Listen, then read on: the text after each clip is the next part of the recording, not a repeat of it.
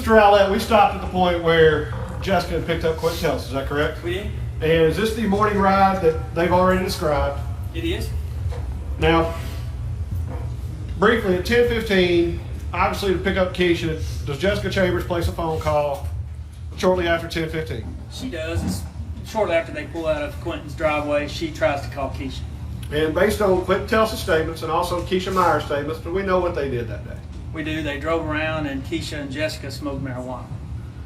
And do we know the general direction where they drove around? Can you show the jury? We did. I'm going to show the jury briefly on this map because they're going to see it a few times in the next few slides. So they left the area of the store.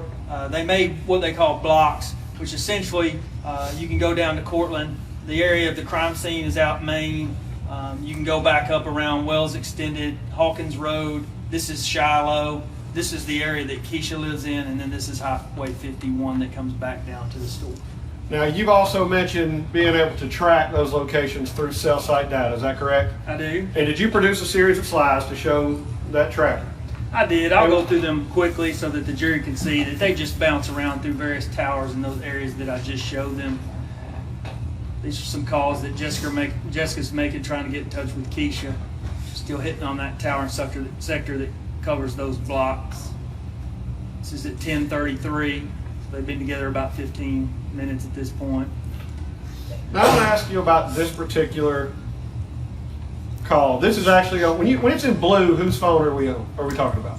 We're talking about Quentin's phone when it's in blue, and that's an AT&T phone. So it was interesting as they made those blocks. We're going to see them at this time come back from the north. So they took that Shiloh Road crossing and head south. His phone does exactly what I would expect to do it at this time. So they came up, he's off his home tower, they come up the back way, they cut across Shiloh, he briefly hits that tower that points to the southwest out of Batesville, and then the moment they turn south, he's back on his home tower. If you notice that switch, it went from 10:47 to 10:48, and then he's back on his home tower for the remainder part of that afternoon. And do we know, based on other evidence, that this is when she actually brings him home from the north? It is. And is there also something significant about that one phone call at 10:47 in regards to Quentin Tellis' communication during that time? Yes, it's the only time that he made a call. During that time, he was with Jessica.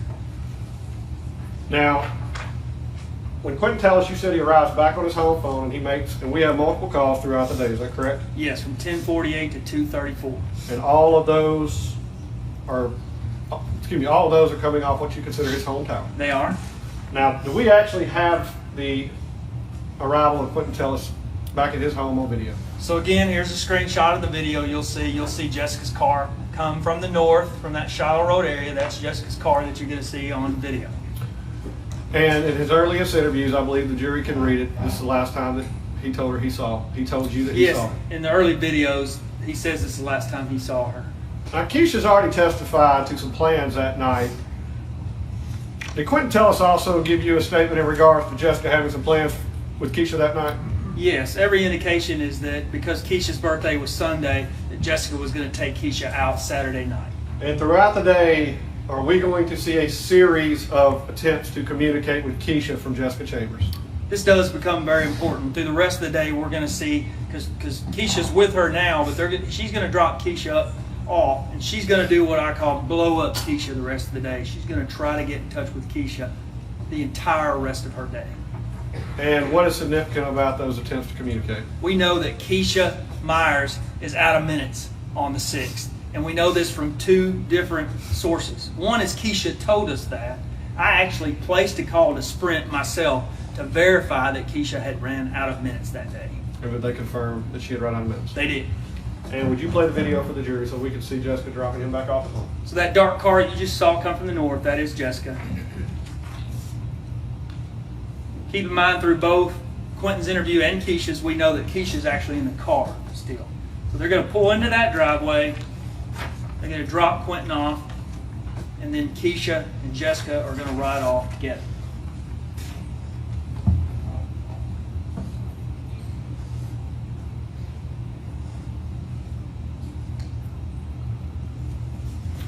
Again, the clock says 11:49. It's going to be 10:49 a.m. local.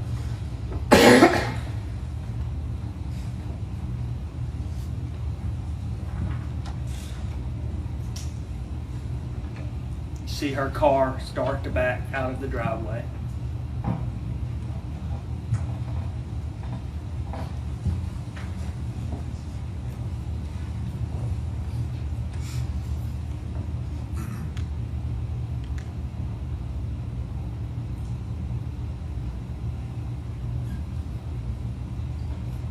You notice what she's doing. If you remember when we were in that driveway, there's room in that driveway in front of the house to actually make some car movements and get out of there without having to back onto Highway 51. That's what she just did. So they're going to pull out of that driveway and head back to the north.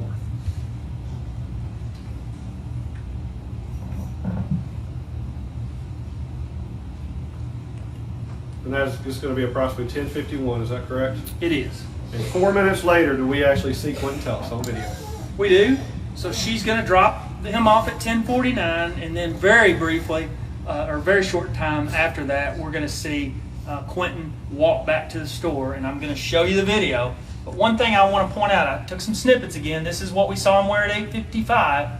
This is what we're going to see him wearing 2 hours later at 10:55. Notice a change of shoes, dark shoes, a little bit lighter pants, a red shirt. He's got a head covering on, and he's got a dark plaid jacket on. And again, remember that temperature is dropping throughout that day. That head covering, what we refer to as a toboggan. It is.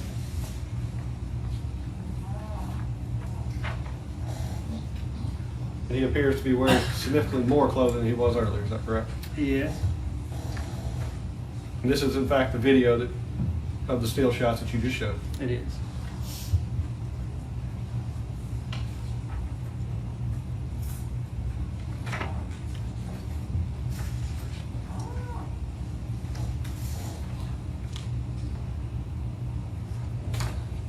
A little harder to pick Quentin up this time because his clothes are a little bit darker. It was a little bit easier to pick up that light colored shirt earlier, but you're going to see that movement and him moving to the north.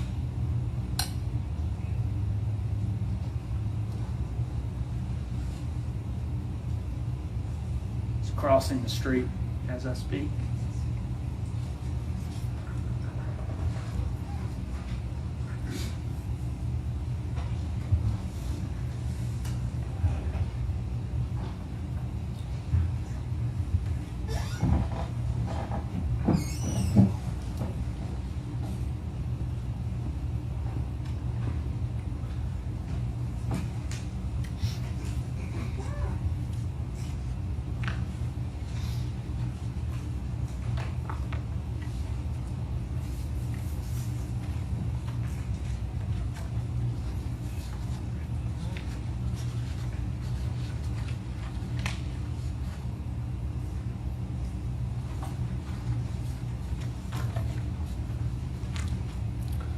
And is this in fact the last lengthy daytime video that the jury will see? It is.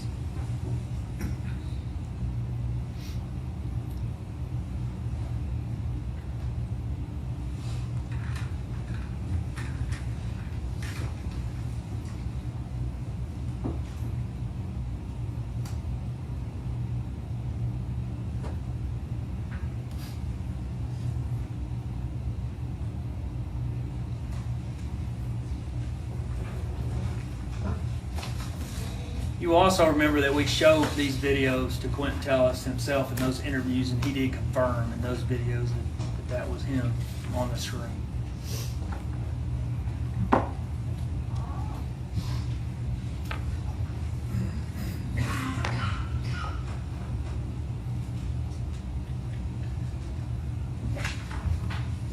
And again, he's at that food counter. You know, this is just before the noon hour. Lunchtime, so he's at that food counter to the left of the register.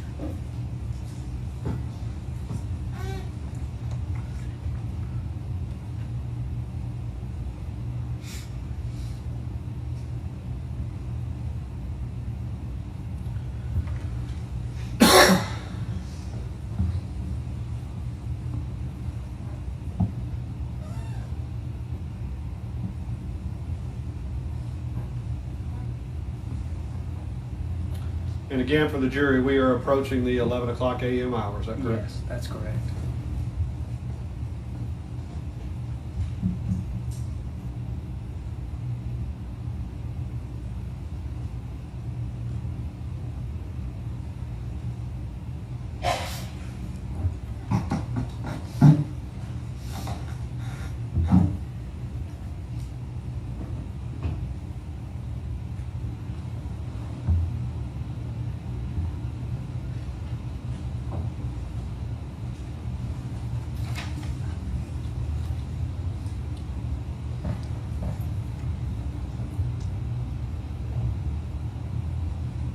Got his food. He's going to the register.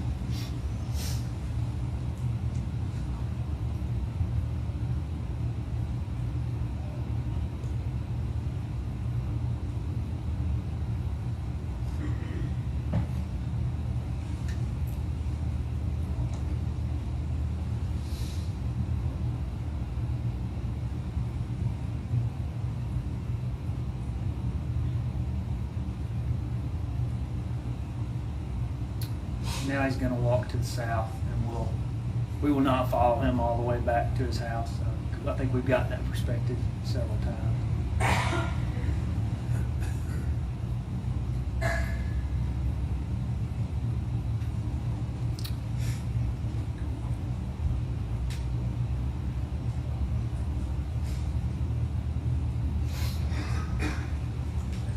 Does he in fact return home? He does.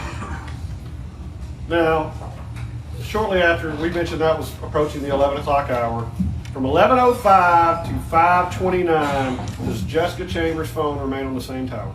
She does. She's back on what I would call that home tower, which again covers the area around her home. And we talked about Jessica Chambers being a normal 19-year-old girl. During that time, is she in constant communication on her phone? We are. There's text going on as well, but again, on cell site information, I'm only showing you the voice calls. But these are all the calls that she makes that afternoon between 11 and 5. And I believe I asked you earlier, and I asked maybe a little direct, if you could actually see her nap. And you referred back to the phone records. I did. And would you tell the jury what you're referring to? Yeah, I put a red box around it. That's that gap between 2:21 and 4:23. It essentially matches that time that Lisa said she'd probably be taking, or that she took a nap. Shortly before that nap, is there some text communication from Quentin Tellis and Jessica Chambers? There are. So this is before the nap. And does it take on the same pattern that we've seen in previous days? It does. At 2:03, he texts, "I need you back." She says, "What you want?" He says, "Some loving." And she says, "Oh Lord, can't." I'm going to move on to a female that we're going to hear about named Chiquita Jackson. Do you know who Chiquita Jackson is? That's one of Quentin's girlfriends that actually lives down in Monroe, Louisiana. And what do we find out about Chiquita Jackson on this day? We're going to see through multiple sources of data that Chiquita's trying to come to Cortland, and she's going to want some money to get her from Monroe to Cortland. And is she steadily trying to get a hold of Quentin Tellis on this particular day? She is. It starts about 3:24. She says, "Hey," then "Hello." Then at 4, she says, "Call me ASAP." And then 4:09, she says, "Trying to come up there." And then at 4:15, she says, "Call me." And then we indeed see on Quentin Tellis' records that he calls her for a couple minutes.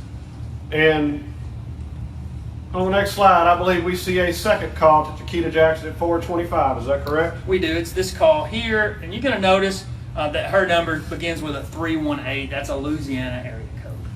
What do we also know, and you might have said it, that Chiquita needs in order to come up here? She wants some money. Okay. And this 4:25 call, what is significant about that 4:25 call to Chiquita Jackson? That's going to be the last contact that he has with Chiquita, or at least that of him making contact with Chiquita, till about 7:45 that evening. And from 4:21 to 4:34, is Quentin Tellis on that home tower, including the entire until area? 5:34. Yes, that's 5:34. correct. Now, Lisa Chambers mentioned during her testimony what I'll call a wake-up text or wake-up call. Yes. Were you able to find what that call on Jessica Chambers' cell phone records? Yes, I believe that to have occurred at 4:23. Quentin calls Jessica. They have a very brief conversation, and then she immediately, as I said earlier, starts blowing up Keisha. This is the first of a series of calls that she makes to Keisha. And is this the call that led Jessica to leaving the house? It did. And is she able to reach Keisha? She's not. She's out a minute. Shortly thereafter, between 4:32 and 4:36, can you explain this text message exchange? Yes. for the jury? So this is after those calls and before Jessica leaves the house. Again, I'm going to do my best to interpret it to you. You can try yourself later. But essentially what I get out of this conversation is she's telling Quentin, if you'll pay for it, I'll go get us something to eat. And can Quentin understand what she's saying? No, he even says it. He says a couple times, "Say what?" And then he says, "Call me," because he can't understand And her. does she in fact call Quentin Tellis? She does. And as soon as they hang up, who does she begin trying to call? She begins trying to call Keisha. So she's both calling Keisha. She actually sends Keisha a couple text messages where she says, "Where are you at?" in one. She says, "Call me," in another one. And after the text, and also on this screen, we see a text to Jessica from Quentin Tellis. Is that correct? From Jessica to Quentin, where she asked Quentin, "Where are you at?" Which means that she's more than likely wanting to know where he is so she can go to that location. And does she call him? She does. And then do we see Quentin Tellis again at the M&M store? We do. Just after that series of texts where she says, "Where are you at?" we're going to see him walk back over. He's in the same clothes that we see. I'll go to the video. So what is the difference between this video compared to the previous videos? So you may notice this is the first video. We're at 5:08. It's December 6th. It gets dark pretty quick around here at that time of year. So it's dark. So even if I wanted to show you Quentin walking from his house, we wouldn't have been able to see him because of the darkness. But what he does, and I want you to see this for yourself, he's pacing around. He doesn't purchase anything in the store. He's just pacing around. You notice he's looking all around the store, talks briefly to the guy at the counter. He's actually going to go outside. Again, you're going to see him pace around outside, and then you're going to see him walk off to the south, and the video will cut off when he does that. And that walk off to the south is going to be at 5:11 p.m.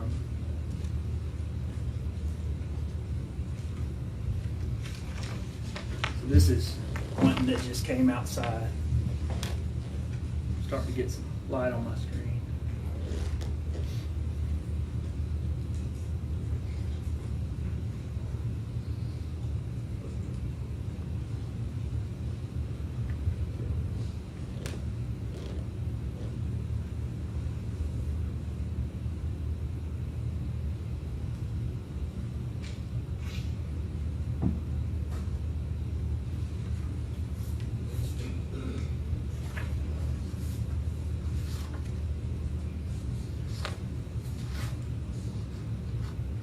So if you see, the door is in this area here. He's standing just north of the door. We don't have a camera that covers that area.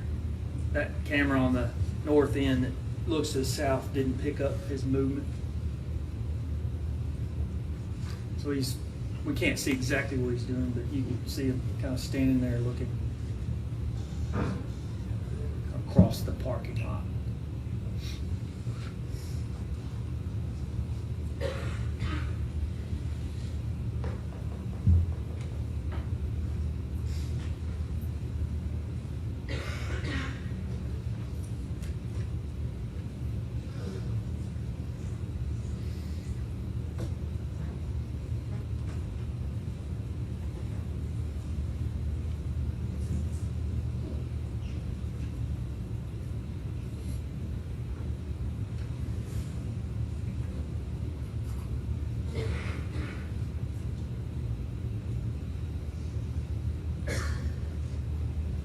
Does he appear to be doing anything else outside standing and looking around? Appears to me he's just standing there looking around.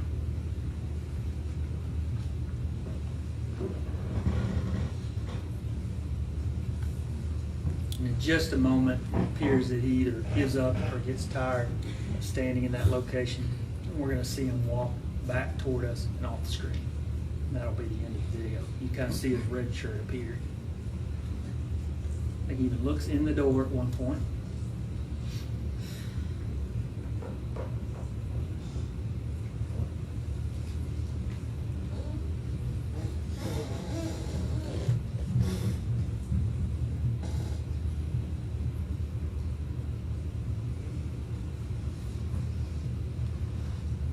And then off the screen to the south. And again, it's dark. I can't catch him walking much further than where we saw him walk off the screen. And a little less than 10 minutes after we see him walk away from the store, do we see Jessica Chambers arrive at the store? We do. So at 5:20, he calls Jessica and she calls him back. And then at 5:24, we're going to see her arrive at M&M. She's going to be there about 5 minutes. This is a critical video. And we're going to play the 5 minutes of this video. This is the last long video that we have. It's 5 minutes. But it's critical that you see, this is that last video that you've heard about of Jessica Chambers. This is the last time we ever see Jessica alive. So we're going to play this video, and I'm going to describe a few things that are happening on the video as you watch.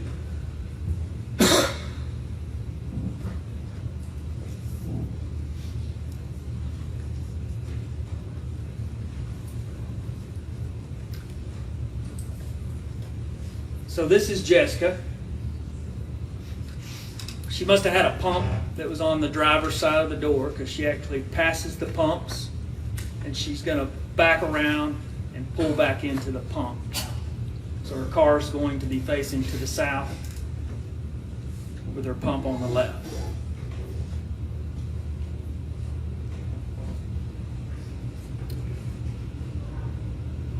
She's going to pay before she pumps. So we're going to see her get out of the car, go in the store before she pumps her gasoline.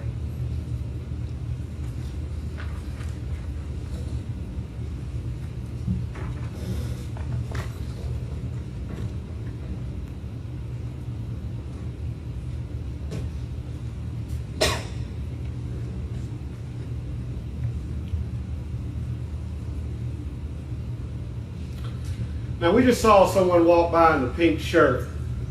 Were you able to identify that individual? We were. That individual that you saw come from the south and walk in, you see her coming in and out a lot throughout the day. That's Shalanda Sanford. They call her Landa. She works at the store. And what is her significance to Quentin Tellis or the family of Quentin Tellis? She is dating Quentin's sister that they call Poo Poo. I think you heard Big Mike talk about. This is Jessica that you just saw get out of the car. She actually walks off the screen for a moment. You saw her. We're going to see her come back into the screen in just a moment. We're actually able to track down what happened here. She actually, someone off the screen asked her for a cigarette. And so she comes off and gives that lady a cigarette before she walks back on the screen. And you were able to identify that individual? We were. Her name was Sandy Rudd. She was actually interviewed.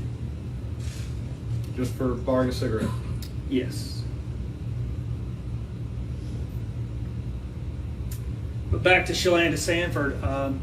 She lives in that house. If you remember, we were at that gravel road. That's her house at the end of that gravel road. And she lives there. That's her again, I believe. Yep, that's Shalanda again. You mean the gravel road, the lower drive? It passes the area that they allegedly had sex. She lives back there to the back. And I understand that Poo Poo visits her back there at times. Poo Poo is actually at the store at this point, sitting behind the counter. And again, all of those videos, we're showing you the videos of Jessica, but all those videos are in evidence. They are in evidence.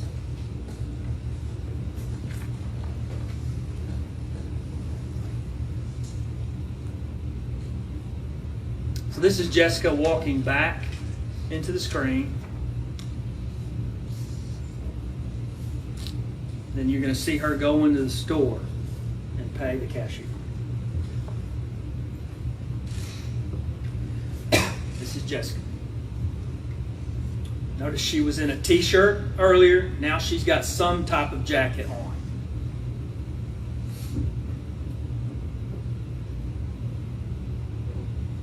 Is she still wearing, look like those same, what I call pajama pants? It looks like the same pants.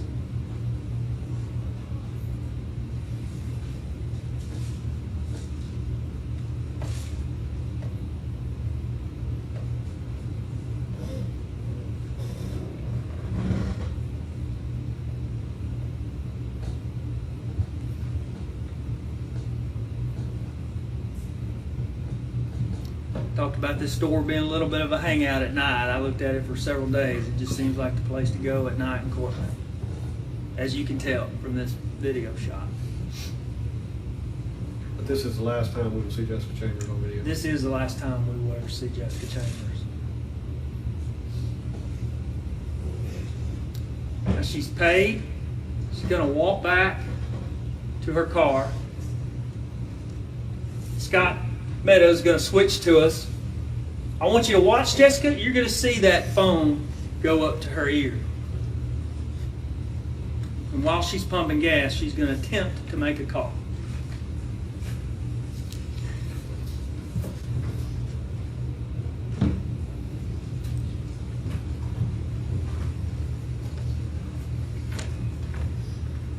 replace the pump in the car.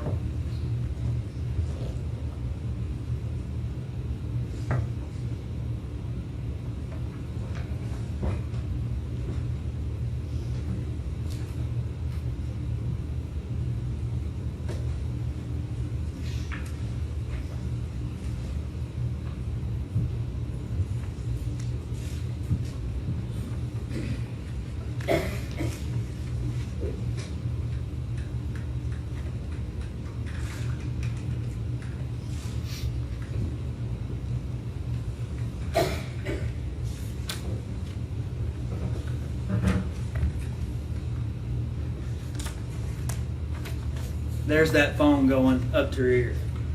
And it is 6:29 on camera, and her phone records have a 5:29 call that went to voicemail to Quentin Tellis. Is that in fact the 5:29 call? Yes, sir. It matches perfectly.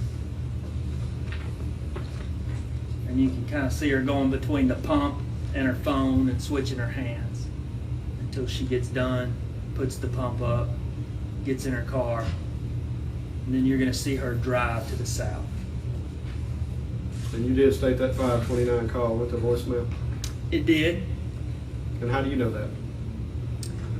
On AT&T records, it actually shows you where the phone call goes, and I can look at Quentin's telephone records and see that it went to voicemail.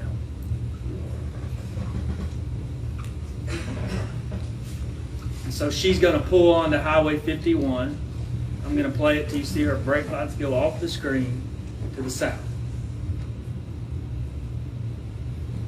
And does she go past the home of Quentin Tellis? She does. She does not pull in this time. She fades off the screen, as we see. And that's at 5:30. Yes, sir. 5:34, is there a call from Quentin to Jessica? Where is? If you remember that 5:29 call she made it to Quentin's voicemail. At 5:34, Quentin returns her call.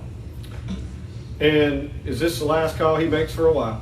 It is. So for the next 45 minutes, he doesn't make any more calls. And when Quentin Tellis was interviewed, did he admit to you that this was the time when Jessica came and picked him up? He does. He said he picked her up around this time, and this is the trip to Batesville. Now I want to ask you about him picking her up. What do we know about who was at the house at this time? I know at this point that, again, his mother, Miss Rebecca Wright, is at the house. So we noticed that Jessica did not pull into the home to pick him up this time. And we know she's at the house because I'm going to show you a short video in a moment that we clipped out for you where she actually leaves the driveway and comes over to M&M and gets out and goes in. So did we ever see Jessica pulling in the driveway to pick Quentin up? We don't see that. And once in Quentin's last interview, when he admitted that they were together, did it validate your analysis to this point? Absolutely. We see both Jessica and Quentin leave that area and head toward the Batesville area. And I've got a series of slides to show that movement that I'll go through fairly quickly, but it 100% validates what we know. They went what's called the back way. Again, you didn't get to go that way. You came down here and went to the crime scene. Had you turned left, you would go by the sandbox. There's the sandbox I promised I would tell you about. And they actually go up McNeely. They go up Eureka. And then there's a little area called Woodland Road that they go up to. And then now they're up in the area of the Taco Bell. We're sitting over here in downtown Batesville. This is the where Woodland comes in. This is the area of the Taco Bell that we pointed out. This is a series of calls that Jessica's making. Again, blowing up Keisha Meyer, trying to get in touch with Keisha, who's out of minutes. And we see it switching between two cell sites, which is very common when you're in an area next to the tower where Taco Bell is located. And I want to make sure the jury understands. You mentioned tracking their phones to Batesville. Whose phone were we able to get information off of cell site wise going to Batesville? Both Jessica and Quentin. And where does Quentin make a phone call to where you can actually see him? This is that same slide, that aha moment slide, where we see, just as Jessica's at the Taco Bell, Quentin's phone switch between the two towers and sectors, which again would have covered that area that I just showed you where Woodland Road comes into Taco Bell. Now, I want to make sure this jury also understands when you're reading phone records in your box, it looks to me to be two identical 33-second calls. That's right. To his sister. Are those two calls? This is just the way the records look. It's a 133-second call, but it appears twice because he's actually he's switching between those two sectors as he goes up Woodland. So were both of those the same call? It is the same call. Now, what is significant about that single call at 6:17 p.m. back to his sister? It's the only call or text out that Quentin makes during a 2-hour period, from 5:34 to roughly 7:42. His phone's dead. And by dead, I don't mean things aren't trying to come in. I mean he's not using his phone. So 6:17 is the only call for 45 minutes, and it's also the only call or text out for about the next hour and a half. And in watching Quentin's day throughout and days leading up, was he fairly active on a cell phone? He's barely active on his cell phone. Now,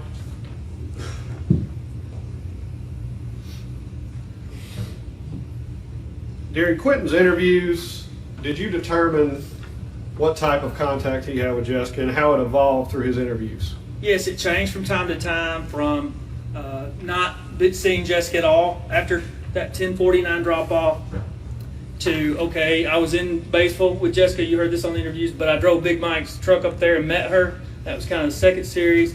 And then we went back to him about Big Mike saying he was in Nashville and confirming that Big Mike was in Nashville. The third time he said, yes, I rode with her the whole time. We went to Taco Bell, and he even told us what Jessica ordered at Taco Bell that night. And we know where Big Mike's truck was. We heard that today. Both the Denali and Big Mike were in Nashville. Now, do you also have a series of slides showing their route back to Batesville based off of Jessica's phone? I do.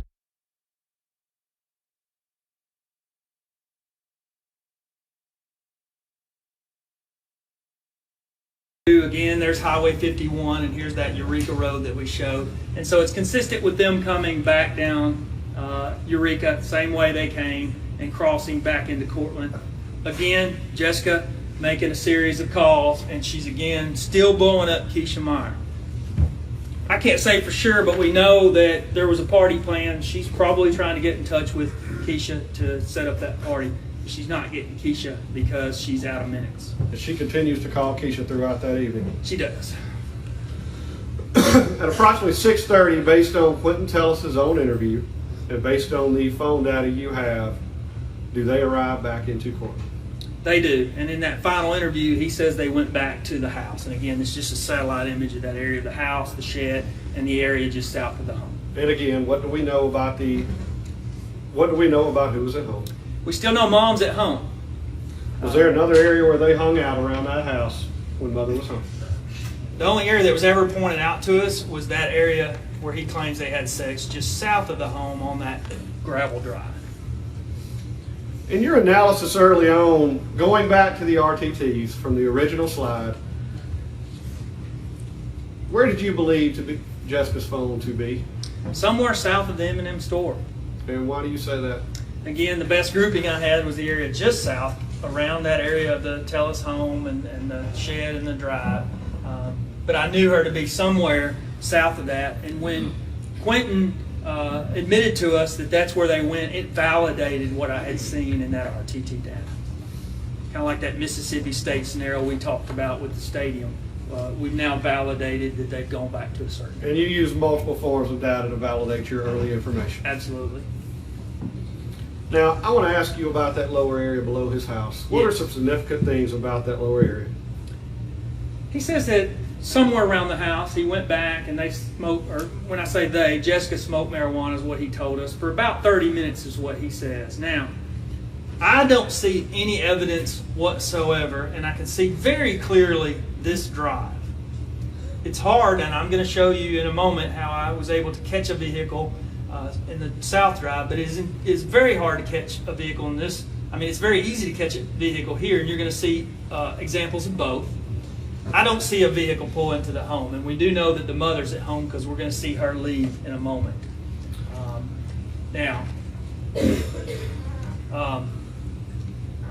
Again, that area that you viewed, that you walked to, is along that gravel drive right here. And Quentin Tellis admits to being with Jessica Chambers during this time up to 7 o'clock. Is that correct? He does. From 6:41 to 6:48 is just. Excuse me. At 6:41, who does Jessica try to reach? So on this slide, you're going to see the last communication Jessica Chambers ever has on her phone with the world. Okay? A couple things that we see here on this slide. Again, 6:41, she's trying to call Keisha Meyer. This is Keisha's phone number. And then the final time that we know that Jessica ever communicated with anyone else that we know is she calls her mother, Lisa Chambers. That's the 6:48 call that you heard Lisa Chambers testify to, and they were on the phone for 76 seconds. And moving on to the call to Lisa Chambers. Lisa Chambers described that call for the jury. I'm not going to ask you to do that again. Okay. After this call to Lisa Chambers, do we see any more calls or texts that come from Jessica's phone for the rest of the night? We're not going to see any more ever. Every time Jessica had left either Quentin or her house, who was she trying to reach that night? Keisha Meyer. Does she try to reach Keisha anymore? She does not. Now, from 6:49 to 7:26 in this next slide, I want you again to, I want you to tell us, excuse me, Bob.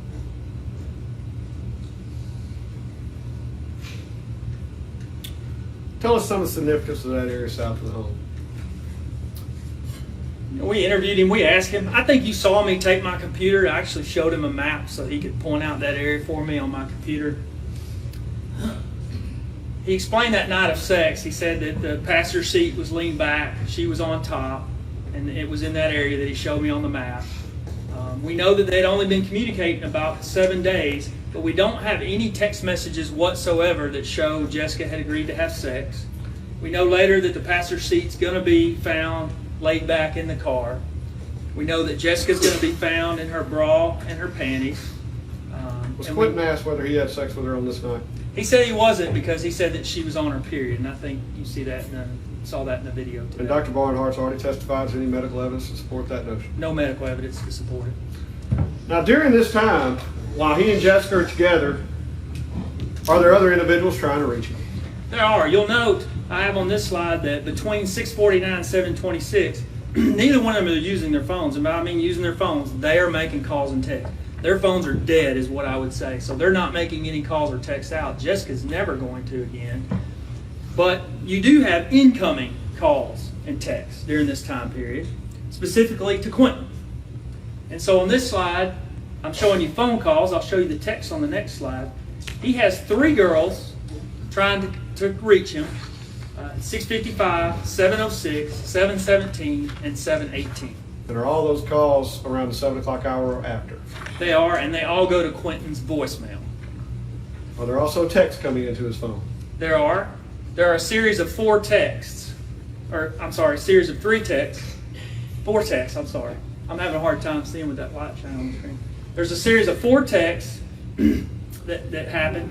First, Chiquita, who's been trying to get in touch with him about that money, says, "Oh well." Someone he had in his phone as Jacktown Caramel says, "What happened to you calling me back?" Now that Jesus has my heart's just something she puts at the end of all her text messages. There's an individual, a lady named Waukesha Doyle, that texts him, "Call me." And then Jamie Shaw, who you heard about a little bit in the interview, says, "Bae, I called you just then. I love you. I'm sitting here thinking about you. You brought tears to my eyes. I miss you, babe."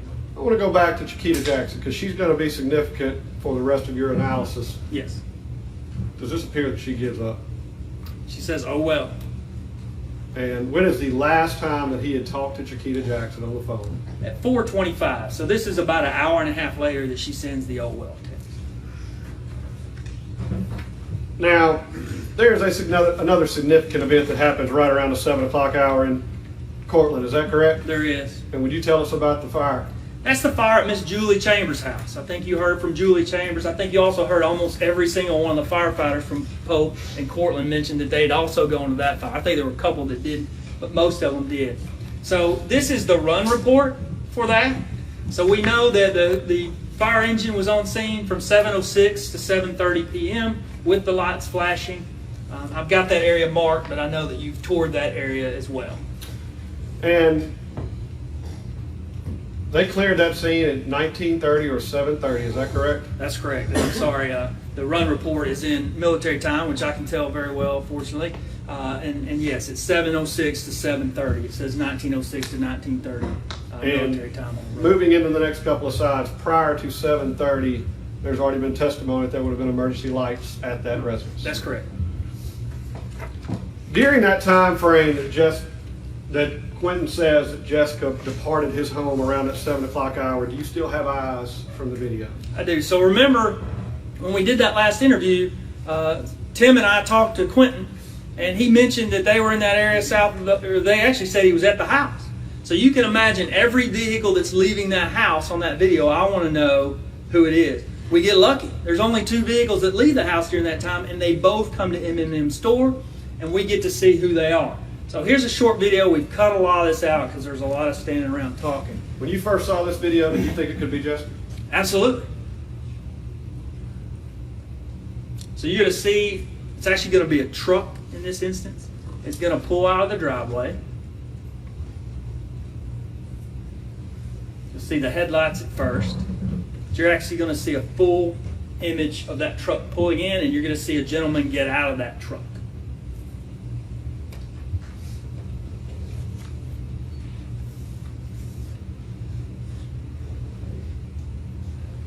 And this would have been one of those very long videos, and so we didn't want to waste your time. So there's going to be some splicing in this one.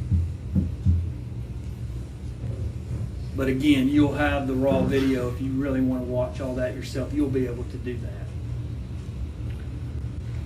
Were you in fact able to identify this individual? We were. Through a number of ways. We identified it as Sammy Williams, which is Quentin's uncle. And we even showed Quentin a image. I think you got to see that on the video today, and he says, yes, that's Uncle Sammy. So Uncle Sammy had been over there visiting with Miss Rebecca. And you also talked to Uncle Sammy? We did. And he identified that as himself as well. I'm going to show you his truck pull up just a minute. We actually skip forward because it takes a while.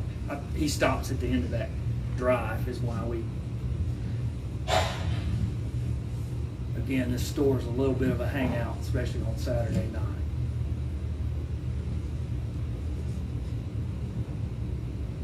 I'm just going to play it just long enough for you to see Uncle Sammy get out. Saw his car door open. And again, this is an image, screenshot that I took of Uncle Sammy coming in the store. Now, after 7:09, do you see any other movement from the Tellis home? Not until about 7:38, which we'll jump forward to in just a moment. Now, do you actually see some movement from, and excuse me, it's important, who is that 7:38 coming out of that driveway? Yeah, we're going to get to it in just a moment. At 7:38, we're going to see Miss Rebecca leave the house and come over to the store. Again, those are the only 2 vehicles around that time that Quentin said him and Jessica were at his house and that Jessica left. That's the only 2 videos we're going to see, or that's the only 2 cars we're going to see leave his home. And we are able to identify both of those individuals. So while Mama's still at the home and at 7:26, do we see some movement from that lower driveway where he and Jessica had hung out? We do. I'm going to show you a video in a moment, and I'm going to loop it because it took me days to find this video or this image, but when I did, you're going to see exactly what I saw. Before you show the video, the 2 people that lived back in that house, Shalanda Sanford and Poo Poo, where were they located at that time? They were both in the store in M&M. Shalanda lives back to this area. I think most of you that looked up the hill probably saw her home. This is the area where you were standing that we looked that day. You're going to see some headlights pull out of this drive, and I'm going to show you a series of slides to help you see where that is. So I'm going to play this video. I'm going to let it play a couple times, and then I'm going to ask you, Sheriff, if you will, to turn off the lights for us. But I put a red circle around it. Now this loops every 5 seconds. It's going to go back and forward every 5 seconds. And so you're going to see those lights for yourself pull out of that area. Now, after we turn out the lights, I'm going to let it play 3 or 4 times so you can see for yourself. I'm going to show you a day-night fade. I'm going to go to day and night so that you can see exactly where that drive is. Okay? Sheriff, if you don't mind, I'm going to let that play through a couple times. But just watching that red cycle, you see some headlights leave that area just south of the home, that drive.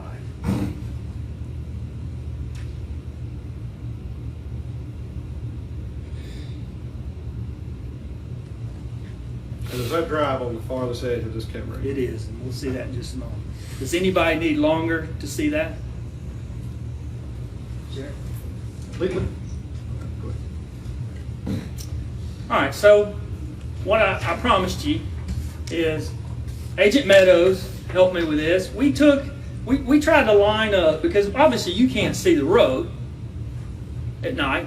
So we're going to take this image that I just showed you. We took a snip of it, okay? And I'm going to take a day shot, and we're going to line those up so that you can see where those lights were in the daytime. And I have to do this with my clicker. But there's the nighttime. There's the daytime. And I'm going to do this a few times, but what I want you to see is, see these cracks in the road? Now please ignore the time. We just took any old daytime photo on this one. The other one, you can look at the time. Notice these lights on the corners? So I'm going to go back and forth for you with my clicker, and I want you to see that those line up, and that I want you to see those headlights you just saw are coming out of the drive to the south of the home, not the driveway that goes to the home. So there's the nighttime, daytime. Nighttime, daytime. Does anybody need to see that again?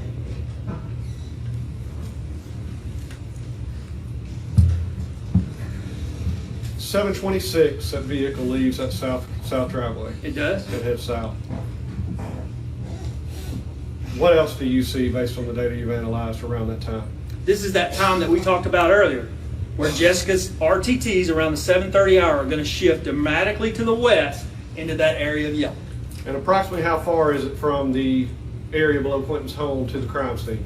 According to the maps, it's 1.4 miles, and I believe you all have been able to go in that area. And given the speed, or excuse me, given the fact that there are stops involved, approximately how long would it take to get down there? 3 to 4 minutes to go 1.4 miles And at 7:30, based on Jessica's phone records, where do we know Jessica is?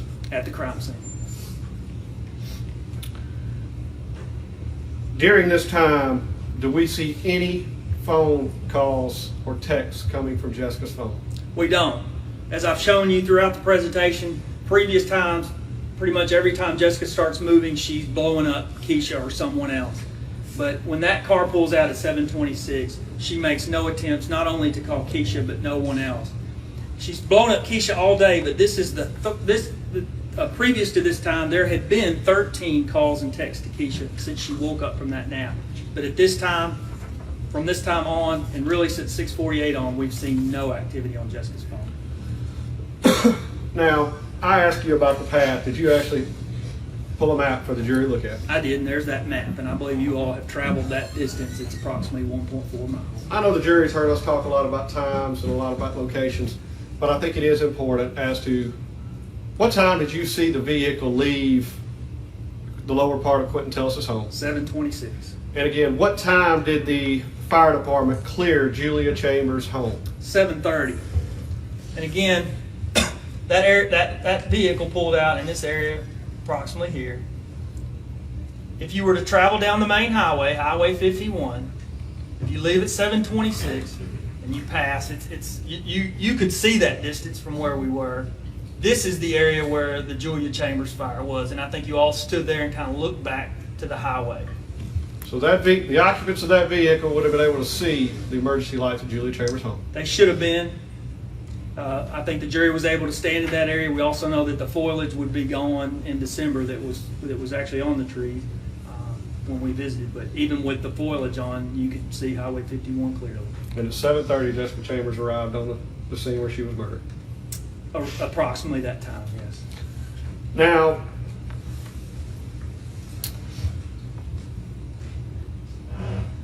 you were in court when Sherry Flowers testified here in front of the jury. I was also able to interview her 2 times with Agent Meadows. And if she would have come down from Carlisle, down 51 by Julia Chambers' house, and testified that she didn't see any emergency lights, what would that tell you? That she left that area or came through that area after 7:30. And we know she went where?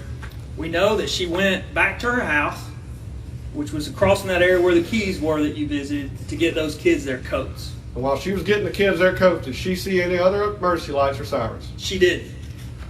And where in fact does she, we'll show it on a map, where in fact does she live? Directly across from the Keys. I think I've got a picture in just a moment of that. And she told us about picking up someone. Yes, she says she picked up a black male that was wanting to check on Aunt Julie, who had a fire. You met Julie Chambers yourself this week. She's Quentin's third cousin. She's actually Rebecca's third cousin, and she's 29 years older than Quentin. And did you give the description that Miss Flowers gave? I did. I put the exact description that she gave Agent Meadows and I in this. She said he was a black male, or a male, young, possibly age 19 to early 20s, African American. Said he was average build. She said his head was covered, but his face was visible. She said no coat. We asked her about his voice. She just said not a deep voice, and she said that she did not recognize the individual. Did the description that she gave us match the description that we see Quentin Tellis with a little later? It did. I'm going to show you this image shortly, but this is going to be the image that's taken at 8:26 p.m. So somewhere around 30 minutes to an hour after she picked that individual up, and that's the image that you're going to see.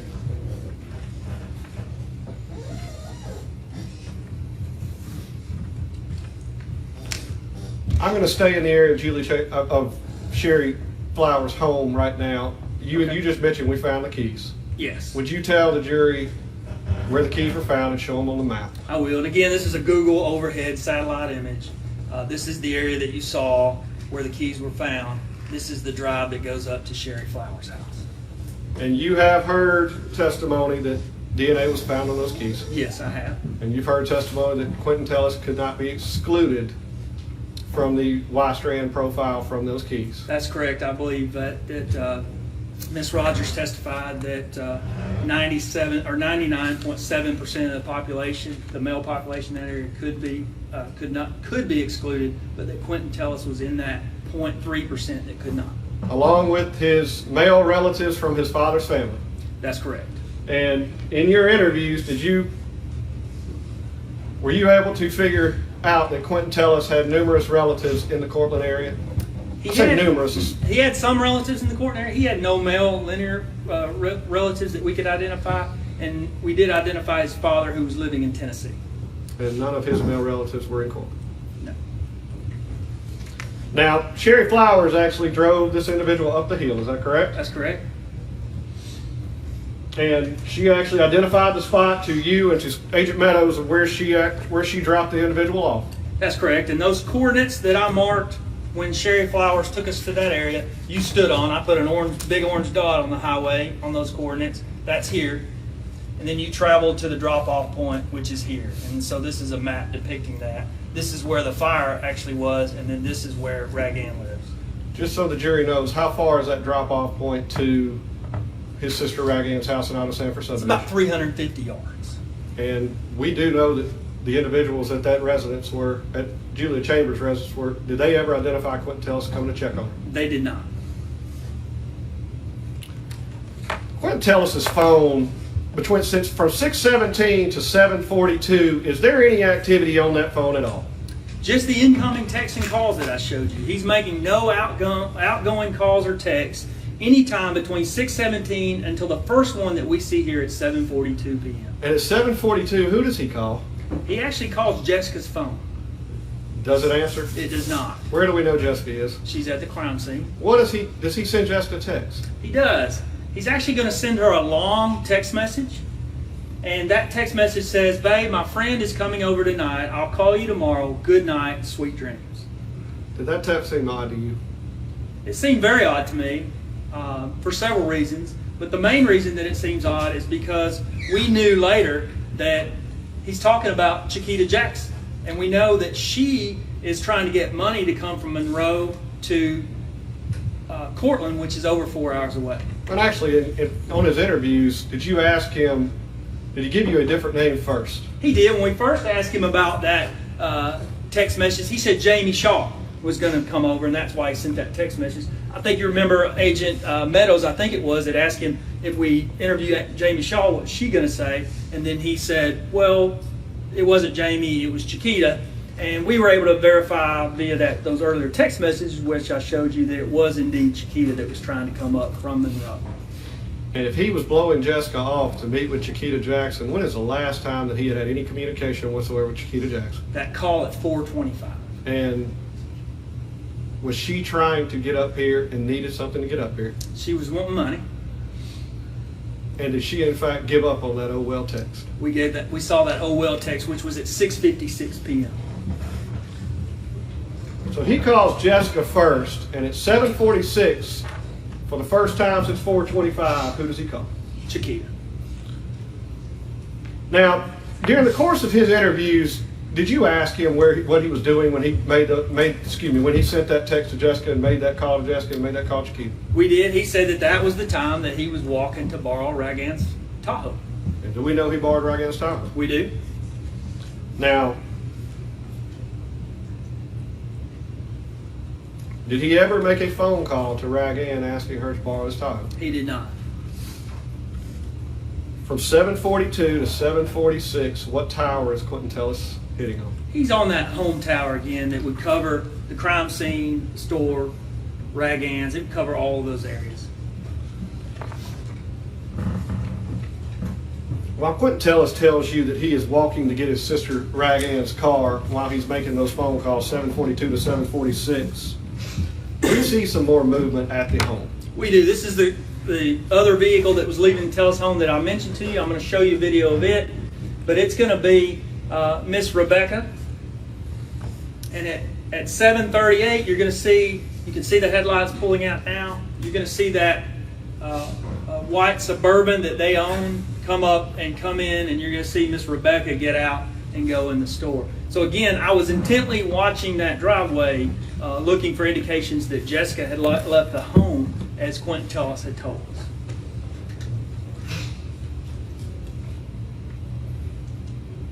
And again, we cut this video so that you don't have to watch from 7:38 to the next 20 minutes while she's there. But we just wanted to show you that she is the one that departed the house and came to the store. And that's Miss Rebecca that you're going to see coming in the door.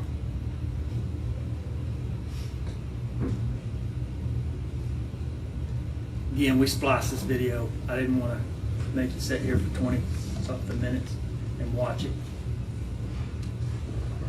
So notice we're at almost 7:56. We're approaching the 8 o'clock hour as she gets in that car and drives back over.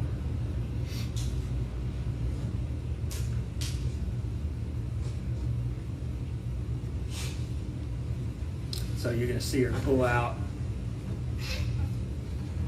and turn back in the drive. Paul, from 7:38 to 7:56, is Rebecca right inside of M&M's grocery? She is. Do we also know where Shalanda Sanford and Poo Poo are? They're in the store. All three of these individuals are in the store. Yes. So there she goes.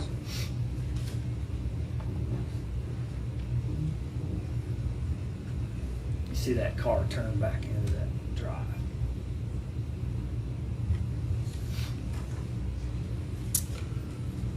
From outside of that 6:17 call to his sister, how long was Quentin Tellis' phone, as you called it, dead?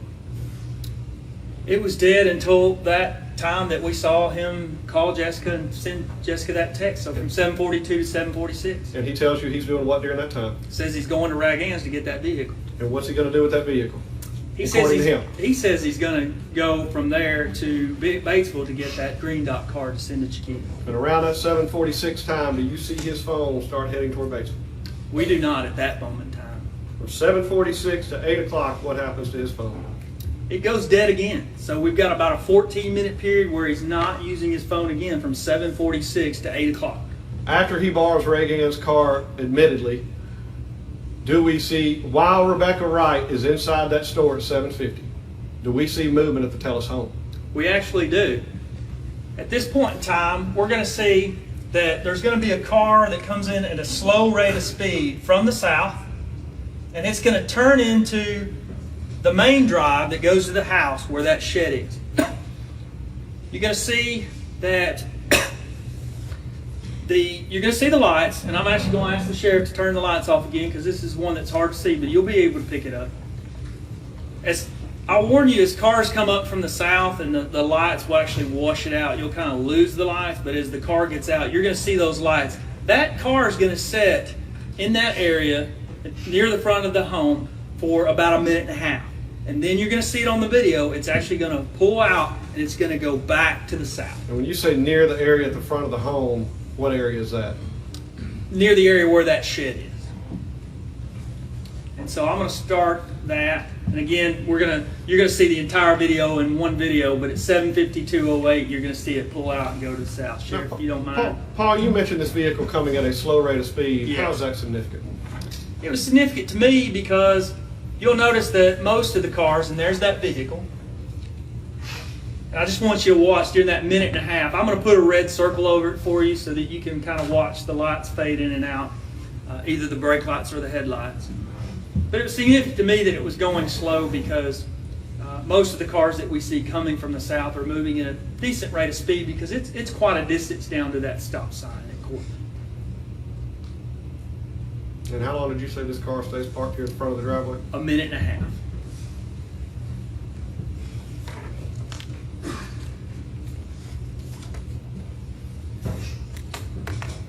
Again, you're going to kind of see those lights flicker on and off as cars come and go.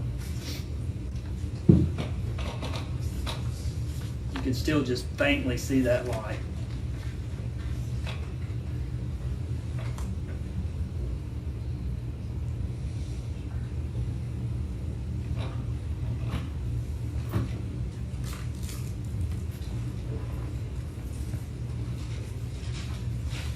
And in just a second, you're going to see those brake lights kind of fire back up.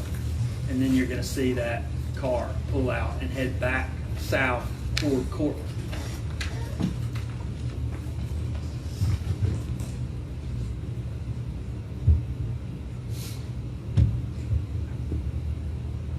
There's those brake lights I talked about.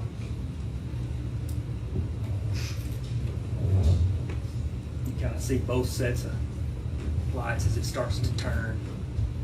And it's going to pull out, take a left, and head back south. South heads towards where? To Cortland and out to the area of the crime scene.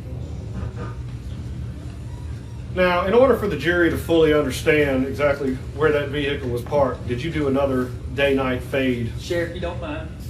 I did another one of those day-night fades for you. Again, everything's matched up.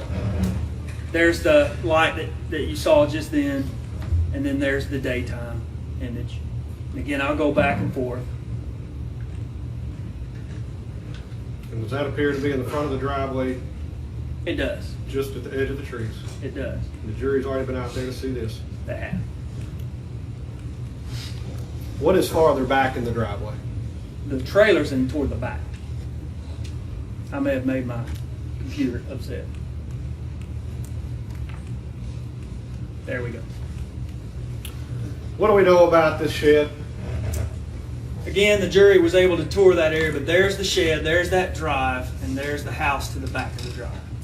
What do we know is kept in that shed?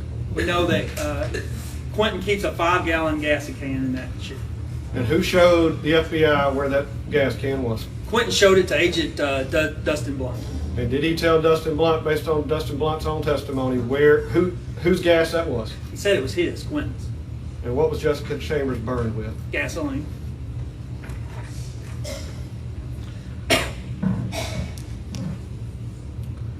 At 7:46 to 8 o'clock, Quentin tells his phone is dead. It is. At 7:52, we see that vehicle head back south. We did. Approximately how long, again, does it take to get from the area of that shed down to the crime scene? Again, 1.4 miles, so 3 to 4 minutes. And at 8 o'clock, Sorry. at 8 o'clock, does Quentin Tellis' his phone go active or call somebody? It does. It goes active again, and at 8 o'clock, we see him place a 2-minute call to Chiquita Jackson. And he about to get hot on calling Chiquita. He's going to blow up Chiquita for the next little bit. You mentioned 3 to 4 minutes to get from the crime scene back to the store. I did. At 8:04, do we again see something at the store? We do. We see a vehicle on the screen, I'm going to show it the video. We see a vehicle traveling at a higher rate of speed that fits the description of a light SUV, and it's going to be heading north at 8:04. This is also the image that we showed Quentin in that interview. If you may remember, I turned my computer around and showed him, and he said that was probably him. And did you have other data to support that? We did. I'm going to show you a tower hit in a moment. He actually hits the Pope. He transitions from the Pope to the Batesville Tower at 8:08, which is the exact time I would expect him to transfer from that Pope Tower to that the Batesville Tower if that had been Quentin. Can you show that video for the jury? I will. So this is the video. You're going to see the vehicle just pass by. I can't identify that vehicle from the video, but it appears to be a light-colored large vehicle, such as an SUV. And based on the movements of his phone, did you believe that to be Quentin Tellis? I did. And did he in fact confirm that for you? I did. So I had multiple sources confirm that that was likely Quentin Tellis. And that's what he told you? It was. Now at 8:04, is that 4 minutes after 8 o'clock? It As is. that vehicle's crossing M&M Grocery, Yes. what happens to Jessica's phone? So you remember I talked to you about RTTs earlier, that cell companies constantly kind of pinging your phone, trying to see about where you are. The last RTT we ever get from Jessica's phone, ever, is at 8:04 p.m. And what does that mean? It means the phone's off. And was the phone found there at the scene? It was. And can you describe the condition of the phone based on the photographs? Yes, these are the photographs that were entered into evidence. The phone is laying face down with the battery up and the back is off the phone. And what are different ways that phones can turn off? Well, again, back to bringing it back to you, you know there's several ways your phone can go off. You can turn the phone off with the button. You can do like me and forget to charge it sometimes and it just goes down on you. But I'm sure all of you have had your phone in the Mississippi sun at some point, and you realize it doesn't take a lot of heat sometimes. I'm surprised how often mine shuts down the heat. Heat's going to shut down your phone as well. And there's no doubt with that back off that phone and that battery facing up that it would have been subjected to some extreme amount of heat directly to that battery. And as Quentin Tellis is headed north past that store, or the vehicle he said was likely him, same exact time this phone turns off, 3 minutes later, do we get the call? We do. 8:07 is when I see that call made to notify the Sheriff's Department of the fire. And you just mentioned earlier Quentin's phone moving north at this point. We talked about moving on from Quentin Tellis earlier because early on in the investigation due to the green dot information, the picture. Correct. Now at this point, do you see Quentin actually moving toward Batesville? I do. After Jessica has already been set on fire? I did. And again, exactly as I would expect, he transfers from that Pope Tower pointing to the north to that Batesville Tower pointing to the south. And at 8:08, what do we know is going on with Jessica Chambers? Her car is on fire. Now, do you have a couple of slides actually showing his movement into Batesville? I do. So we're going to see a series of calls. I think there are 5 different calls. Again, this is one of those where it's one call that are bouncing between the towers. And I've added the Piggly Wiggly and the Freds to you because through his interview, we know he went to Piggly Wiggly's. And also through both of his interview and the image that we have, we know he went to Fred's. So these are those series of cell hits. And even though they're pointing north and south, this is very common because those two areas are between those two cell towers. And so you see that all of these calls are between he and Chiquita. And starting at 8 o'clock, when he is down in Cortland, all the way up to Batesville, who is he consistently calling? He's consistently calling Chiquita.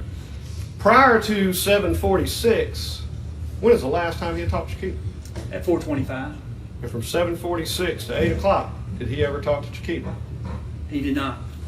But from 8 to through those series of calls, we see 5 different calls to Chiquita. And we're moving back to the green dot. Dustin Blunt's already testified to the green dot photograph. Can you describe what the jury sees here? I can. This is an image of Quentin purchasing that green dot. This is the image off their video system that Agent Douglas took. And you see, I had chipped out that image earlier, but that's the image closest to the time that Sherry Flowers gave that individual a ride. That's the closest time I have a picture of Quentin Tellis. And can you describe the difference in his clothing? I can. His coat's gone. And you probably saw me, I think it was me that asked him that in the interview. It surprised me that his coat was gone because A, the temperature is dropping throughout the night, He had it on previously, plus he says he walked to get Ragan's car, so he would have been outside exposed to the cold. Now I want to quickly talk to you about Green Dot. I want the jurors to make sure they know what this is. Yes. Can you describe Green Dot for them and the way this process works? I can. So what Quentin essentially did here and what you do when you purchase a Green Dot is he went to Fred's, he bought a little card. He gave Fred's $40 in cash because he wants to transfer it to Cheetah. He bought a little card for $40. He bought it at 826. At some point he scratches off those little gray things we're used to scratching off on the back, and there's a long number there. So at some point he's going to call or text that number to Chiquita, and she's going to load that number onto a card that she has. And so they've essentially transferred $40 to each other. This is the information that we got from a Green Dot confirming that she loaded it onto her card at 9:53 p.m. Cortland time. And so sometime between 8:26 and 9:53, he sent her that card number, and she loaded it onto her card at 9:53. And just so this is fully explained, I don't want the jurors looking at a time there and thinking something strange. Right. When I first got this information, I called you immediately and said something didn't look right. Yes, and I have to get used to, all companies use different times for things, but I was able to confirm from Green Dot that they are on the Pacific Coast and that their timestamps are Pacific time. So it says 7:53 p.m. Pacific, but that would be 9:53 Cortland, local. So, for our knowledge, Chiquita Jackson received that money at 9:53 p.m. Yes. And if she would have received that money at 9:53 p.m. and struck up to Mississippi, approximately when would she have gotten here? It would have been 2 a.m. or later. And based on Quentin's interviews, did she actually come? She ended up not coming. She got the money and didn't come anyway. So Quentin told investigators that he sent Jessica that text and blew her off for someone who was 4 hours away At 7:43. and didn't have any money. That's correct. After Quentin leaves the Green Dot, do we again see him at the store? We do. You saw that image of him there at 8:26. So 31 minutes later, we're going to see him appear at the store. And I'm going to play that video. You're going to see him walk up, but you're going to notice something very different than what we saw at the store. He appears to put the clothes he had on that morning back on. He's got those light colored shoes and the dark pants and the white shirt again. But now he's got a new coat. This is a lot lighter color plaid coat with a gray hoodie on.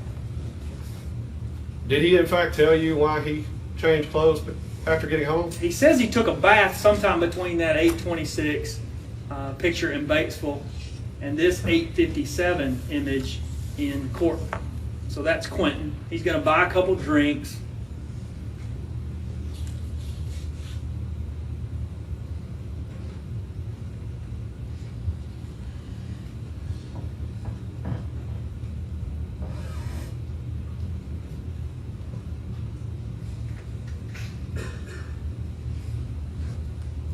Grabs 2 drinks out of the cooler and goes to the cash register to pay for it.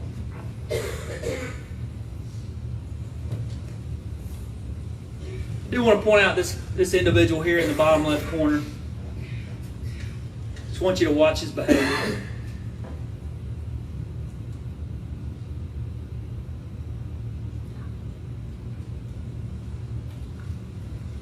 Kind of how he pointing back to the south.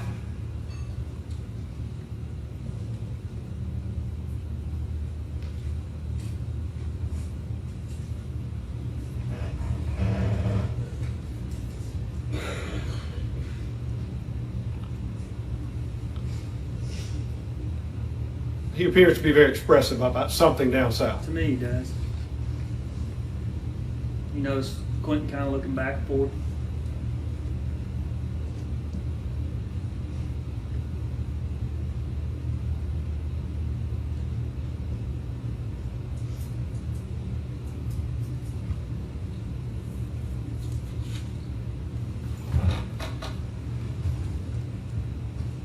Then he's going to walk south off the screen.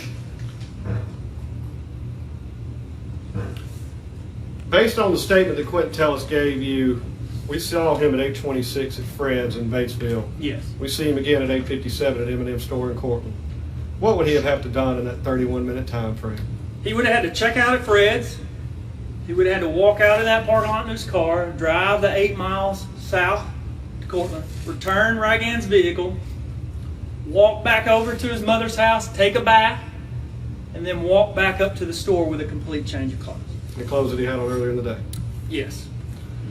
Now I'm going to ask you, we've seen Quentin Tellis at different times of the day with different temperatures. Can you give the jury a summary of when we've seen him and what he's been wearing? I do. I don't even have to talk through it. I'll just show you the temperatures and the various times of the day we caught him on camera so you can see.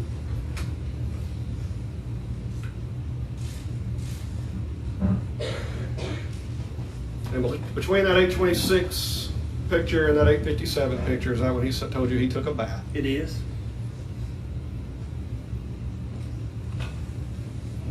Following Jessica Chambers being set on fire, was Quentin asked about when he was? Did you ask Quentin about when he heard about it? I think Agent Douglas did in the video. Asked him when he heard about what happened to Jessica, and he said it was after he walked back over to the store after he returned from Batesville.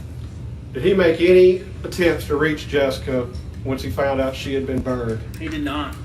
In fact, did he tell you he did? In one interview, he says, yes, I tried to call Jessica. I went back to both Jessica's phone and Quentin's phone. I could find no text or call where he tried to check on Jessica. This is the same girl that he had just been with. It is? Same girl that he had been with for the days before. Yes, sir. Same girl he had been asking for sex on numerous days. That's true. And the same person that he sent that really nice, sweet, good night, sweet dreams, I'll call you tomorrow. It is? He didn't make one attempt to reach her upon finding out she'd been burned. He did not. In fact, what did he do? He began returning those calls and texts. If you remember during that around the 7 time frame, all those girls had been trying to get in touch with him. He begins to get back in touch with those girls. And also, what did he do with the information from Jessica Chambers that was contained in his phone? What we saw from both his phone dump and from what we saw in the interview with Dustin Blunt, he deleted all text messages and all information between him and Jessica from his phone. And he erased her from his life.